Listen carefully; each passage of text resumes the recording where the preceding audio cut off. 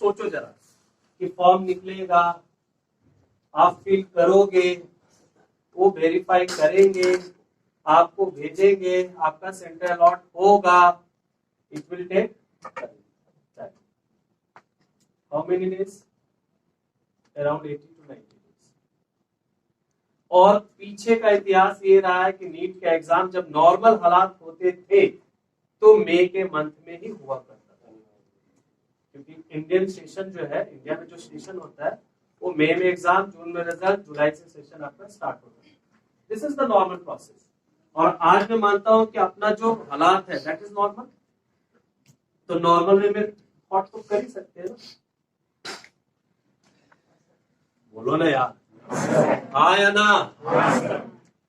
तो अगर normal way में मैं सोचता हूं तो मेरे को लगता है कि मिड वे पकड़ लेते हैं मई का, तो 15 में देखो तो क्या है, कौन सा दिन पड़ रहा है, गूगल महाराज या कैलेंडर महाराज संडे मंडे आ जाए तो और बढ़िया हो जाए, पक्का एग्जाम पड़ जाएगा। संडे है क्या, कुंडली देखो, फिट भी बैठ रही है। और सिलेबस मुझे लगता है कि हर सब्जेक्ट के अंदर 80% आपका हो गया ऑलमोस्ट। फिजिक्स केमिस्ट्री जैसे मेरे सब लोगों से बातें हुई थी, है कि नहीं, तो भाई 80% का रिवीजन शुरू करो ना, 15 मई को एग्जाम है, तो रट्टा मारो, और जितना बढ़िया रट्टा मारोगे उतने बढ़िया नंबर आएंगे। अब बायो में तो फुल आएंगे भाई, ये जो लिखा हुआ है यही आएंगे, अरे मैं बता रहा हूं, बायो में तो फुल आएंगे। हर बच्चे का जो भी सिंसियर है, जो भी ढंग से मॉड्यूल कर लिया और नोट्स किया हुआ है सर का, सर यही है देख लो गवाह के रूप में, उसका 360, 355 या 350 आना तय बात है। ये सब तो सर एग्जाम दे के आएगा नहीं, इनको आइडिया है एग्जैक्टली कैसा है, सोच लो। और आपने तो एग्जाम दिया हुआ है, अगर 12th के बच्चे होते तो उनको बताना पड़ता है, आपको तो ऑलरेडी एक्सपीरियंस है। तो 350 या 355 या 360 मार्क्स आपके हाथ में है, चाहो तो पकड़ लो या चाहो तो लुटा दो। रही केमिस्ट्री की बात, तो केमिस्ट्री आई थिंक ठीक ठाक आपका कवर अप हो गया होगा। ऑर्गेनिक अब स्टार्ट होगा सभी बैचेस में एक साथ। फिजिकल और इनऑर्गेनिक ऑलमोस्ट वाइंड अप के कगार पे होंगे, है कि नहीं। फिजिक्स भी आपका, कौन से सर है फिजिक्स में, अभिषेक सर, फिजिक्स भी ऑलमोस्ट आपका ठीक ठाक आ गया होगा सिलेबस। तो नीट वाले बच्चों को सबसे ज्यादा जो दिक्कत आती है वो आती है कहाँ, फिजिक्स और केमिस्ट्री में। केमिस्ट्री में थोड़ा कम, फिजिक्स में ज्यादा। जिस तरह से आईआईटी के अंदर मैथ्स में दिक्कत आती है, क्योंकि मैं मैथ्स पढ़ाता हूँ, मालूम मैं पढ़ाता हूँ, नहीं मालूम, कैसे नहीं मालूम, क्योंकि आपको नहीं पढ़ाया इसलिए नहीं मालूम, सिंपल पढ़ाता तो आप पता। चलो ऐसा सोच रहा हूँ इस बार की बेसिक मैथ जो है ना आप लोगों का, सभी बच्चों को मैं ही पढ़ाता हूँ। इंटीग्रेशन, डिफरेंशिएशन, वेक्टर जो काइनेमेटिक्स में इस्तेमाल होता है, नेक्स्ट सेशन राइट। तो बच्चों आप सेल्फ डिसाइड करो, एग्जाम डेट आपके नजदीक है, आप मेंटली सोच लो ना, ऑल इंडिया रैंक 1 कैसे आते हैं, वो मेंटली प्रिपेयर हो जाते हैं, मुझे आना है, और उसके हिसाब से वो प्रिपेयर करते हैं। उसेन बोल्ट क्यों बना, वो मेंटली प्रिपेयर्ड हुआ है, पहली रेस में हारा ना वो, तो मेंटली प्रिपेयर्ड किया कि भैया मुझे अपनी टाइम और सुधार करनी है, तो उसके लिए उसको अनाउंस, ओलंपिक का डेट थोड़ी ना अनाउंस किया गया, उसने तो सोचा कि नेक्स्ट ईयर या 4 साल जो भी है, 4 साल में आता है ना ओलंपिक्स, तो 4 साल के बाद जो ओलंपिक्स आएगा, जिस दिन हारा होगा उसी दिन तय कर लिया होगा कि नेक्स्ट ओलंपिक होना ही है, और उसने अपने गोल सेटअप कर लिए होंगे कि नहीं मुझे इतने ड्यूरेशन में ही करना है। ऐसा थोड़ी हुआ होगा कि ओलंपिक्स के फिर डेट आ गए होंगे उसके बाद दौड़ना शुरू किया होगा। I am talking practical things, सोचो जरा इसमें, है कि नहीं।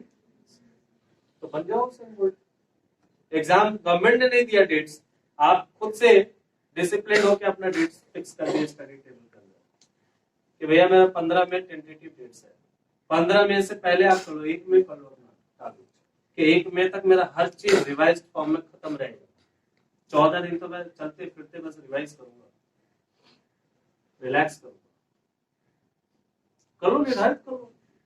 हम गवर्नमेंट पे क्यों आ सकते कि वो डेट्स निकालेगा, फिर मैं सोचूंगा, फिर फॉर्म भरूंगा, उसके बाद फॉर्म भरने के बाद मम्मी पापा को कहूंगा कि अब मैं नीट का तगड़े वाला प्रिपरेशन मोड में आ रहा हूँ। अब अभी से करो, जब जाओ घर में बोलो मम्मी देखो मेरा तो लग रहा है कि 15 मई को एग्जाम रिजल्ट आ रहे, आया नहीं अभी, आ रहे है कि नहीं। तो जब इस तरह से आप सोचने शुरू करोगे तो जब आप कोई भी टॉपिक पढ़ोगे तो आपको लगने लगेगा कि यार यहाँ से क्वेश्चन आने वाले हैं। क्यों? क्योंकि लास्ट 10 साल का नीट का एग्जाम आपने जो पेपर हुए उसको सॉल्व किया, और सॉल्व करने के बाद जो एक्सपीरियंस आया आपके पास, आपने डिसाइड किया कि इस एरिया से इस बार क्वेश्चन आना चाहिए। अंदर से आत्माएं जो है ना बोलने लगती है कि यहाँ से एक क्वेश्चन आ सकता है, यहाँ से 2 क्वेश्चन आ सकता है। क्यों? क्योंकि लास्ट 5 इयर्स में इस टॉपिक को नहीं छेड़ा है, और जो टॉपिक को छेड़ा वो तो आपने सॉल्व करके उसको मजबूत कर ही लिया है, और जो टॉपिक को नहीं छेड़ा है, जिधर से क्वेश्चन नहीं आया तो उसको आपने बॉक्स लगा के मजबूत कर लिया है। पूछो भाई कहां से क्वेश्चन पूछना, अब क्वेश्चन आने हैं एकदम लास्ट 5 ईयर लास्ट 10 ईयर्स के पैटर्न पे, तभी तो 720 by 720 आते हैं। कभी आईआईटी के बच्चे को सुना वो 100 by 100 आ गया? नेवर, क्योंकि वहां क्वेश्चन जो देते हैं पसीने छुड़ा देते हैं। यहाँ पे देते हैं स्पीड और एक्यूरेसी चेक करने के लिए कि आपकी स्पीड कितनी है और एक्यूरेसी कितनी है। These are the major differences between JEE exams and NEET exams. What is my point और नॉट? मुझसे सहमत है आप? पक्का? तो बेटा अपना एग्जाम डेट निश्चित करो और खूब जोर से तैयारी में लग जाओ। किसी से बात ही मत करो, बोलो मेरा एग्जाम सामने आ गया भाई, मुझे एग्जाम देने बस, इसके अलावा मुझे कुछ सूझ नहीं रहा। खाना खा रहे, पी रहे, सो रहे, उठ रहे, बस जितने टॉपिक आपने पढ़ रही है उसको रिवाइज कर रहे हैं, और जो आने वाला है उसको इस तरह से पढ़ो कि रिवीजन ना करना पड़े। लेटेस्ट आएंगे ना अब तो आज के बाद, तो क्लास में ऐसी अपनी फोकस रखो, ऐसे अपने नजरिए रखो कि उसको बार बार रिवाइज करना ना पड़े। आज जो पढ़ चुके हो जिसमें आपको बार बार रिवाइज करना, उसको स्टार्ट कर दो कि अब जो है 3 महीने के अंदर और 2.5 महीने के अंदर जो 90 डेज मेरे हाथ में है, जो 75 डेज मेरे हाथ में है, उसको काउंट डाउन करते हुए टुकड़ों टुकड़ों में बांट करके फिजिक्स केमिस्ट्री बायोलॉजी उसको आप रिवाइज कर डालो। What is my point? पक्का? चलो wish you all the best. आपका ब्रेक टाइम हो गया इसलिए मैं ज्यादा बात नहीं कर पाऊंगा, राइट? चलो You try hard to find the answer when no one knows how it feels between disasters. It comes and goes.